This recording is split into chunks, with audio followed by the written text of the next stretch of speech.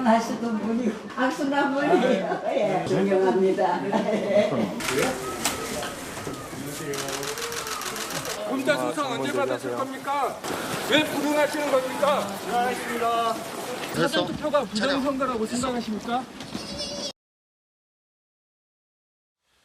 보신 그대로입니다. 여러 취재진의 질문에 묵묵부답. 윤석열 전 대통령 부부도 오늘 서초동 사저 인근 투표소를 찾았습니다. 이게 윤 전 대통령의 최근에 부정선거 관련 영화 관람이 거의 사실상 공개 활동이었는데 김건희 여사 같은 경우에는요. 파면된 이후에 한 53일 만에 공식 행보입니다. 최인정 변호사님. 파면된 전직 대통령이라도 투표를 행사하면서 여러 가지 본인의 주권 권리를 행사하는데 여러 질문에는 답이 없었고 일단 부부 동반 투표도 좀 눈에 띄었습니다. 그렇습니다. 사실 최근 같은 경우에는 최대한 김건희 여사가 검찰 수사라든가 이런 부분이 논란이 있을 수 있고 특히 윤석열 전 대통령과 김건희 여사가 나오면 나올수록 사실상 국민의힘의 표에 도움이 되느냐 오히려 마이너스가 되느냐 하는 그런 부분이 있었던 건 아니겠습니까? 예. 하지만 이제는 선거 전은 다 끝난 것이고 이제 오늘 투표를 함에 있어서 한 표가 지금 아쉬운 그런 상황 아니겠습니까? 그렇기 때문에 이제 윤 전 대통령 부부 같은 경우에는 오늘 오전에 함께 지금 투표를 한 것은 국민의 한 사람으로서 공익권 행사하는 것은 당연한 것이 아닌가 생각을 합니다. 다만 이제 많이 국민을 어떻게 보면 대표해서 기자분들이 여러 질문을 했지 않습니까? 그 부분에 대해서 일일이 답변할 경우에는 또 논란이 있을 수 있고 최근에 또 이제 윤 대통령 같은 경우에는 형사 재판을 계속 받고 있는 과정에서도 특별히 답을 하지 않은 그런 맥락을 보면은 오늘 말씀드린 것처럼 김문수 후보에 대해서 사실상 2표라도 찍은 그런 어떤 국민권 행사 취지에서 나온 것이지 저와 같은 어떤 나들이 내지는 국민권 행사가 국민에게 어떤 메시지를 던지는 그런 취지라고 보기는 좀 어려운 것이 아닌가 생각을 합니다. 윤석열 전 대통령과 김건희 여사, 윤 전 대통령 부부가 이제 서초 인근 투표소에서 이제 투표를 했고 국민께 사과는 혹은 사전 투표 부정선거라고 생각하냐, 명품백을 안 받았다는 입장 그대로냐라고 하는데 실제로 이런 건 있을 거예요. 다음 화면을 보겠습니다. 서재현 대변인, 이게 김건희 여사 측이 이제 본인 검찰 조사를 받긴 받는데 좀 대선 이후로 미뤘으면 좋겠다고 했기 때문에 여러 가지로 지난번 통일교 관련 청탁 혹은 이 건진법사 관련 명품백 의혹들 이게 대선이 지나면 아마 수사가 본격화될 수밖에 없을 거예요. 네, 맞습니다. 정치 보복이 아니고 이제 죄를 지었으면 그에 합당한 또 수사를 받고 또 죄의 대가를 받아야 되는 것이거든요. 그래서 검찰이 3년 동안 계속 차일피일 미뤘던 것들이 최근에 검찰 스스로도 더 재수사도 하고 우리가 또 이제 6월 이제 5일이죠. 4월 달에 야 5당 중심으로 이제 특검 관련해서 그러니까 내란 종식의 종지부를 찍는 것은 사실 과거에 계속 밀어넣었던 김건희 특검법, 거기서 명태균과 저런 이제 명품백 관련해서는 집중적인 그리고 입체적인 더욱더 깊숙이 내재적으로 더 접근해서 특검이 필요하다는 입장을 계속 전달하고 있기 때문에요.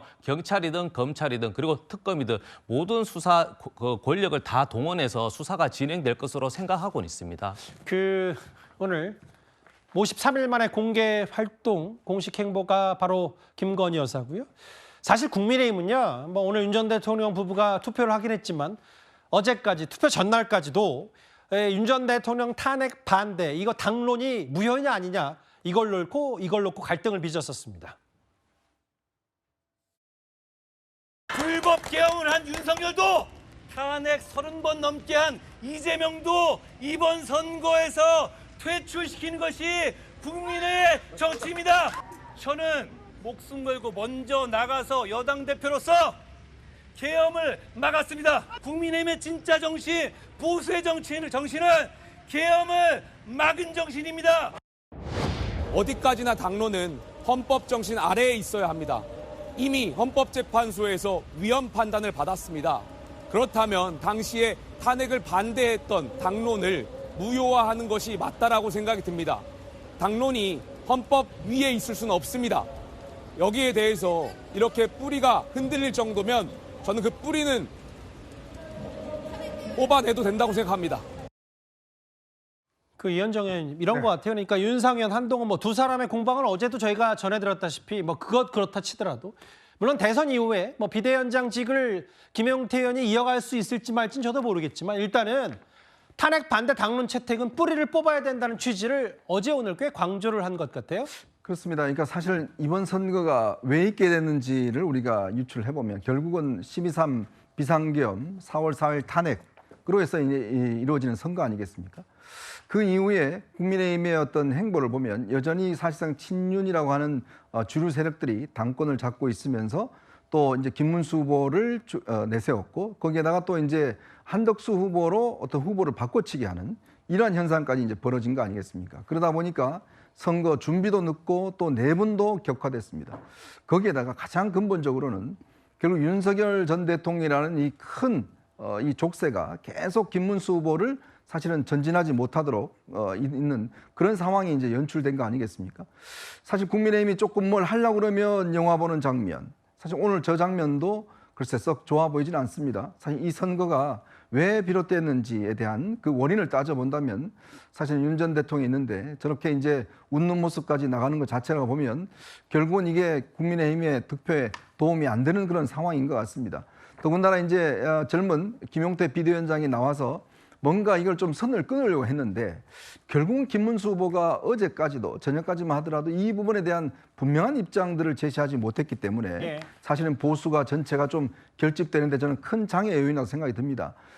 그렇기 때문에 아마 앞으로 이제 선거 결과 여부에 상관없이 되더라도 국민의힘은 보수 개혁이라든지 아니면 이 당내에 있는 친윤과의 어떤 주류 세력의 어떤 교체 뭐 이런 문제를 놓고 아마 내용에 어떤 빠질 가능성도 여전히 높아 보인다 이렇게 말씀드릴 수 있을 것 같습니다. 74%입니다. 지금 전국 투표율 잠깐 짚어본 게 지금 74% 투표율 가운데 딱 한 명 그 중에 포함된 사람이 바로 윤석열 전 대통령이고요. 제가 말씀을 이어가는 와중에 전국 투표율이 74.1%가 됐습니다. 이 시각 투표율. 이제 저녁 5시 37분 원래 저희 뉴스탑10 시간으로 조금씩 다가오니까요. 이 얘기까지 윤석열 전 대통령 부부의 동반 투표 얘기까지 만나봤습니다.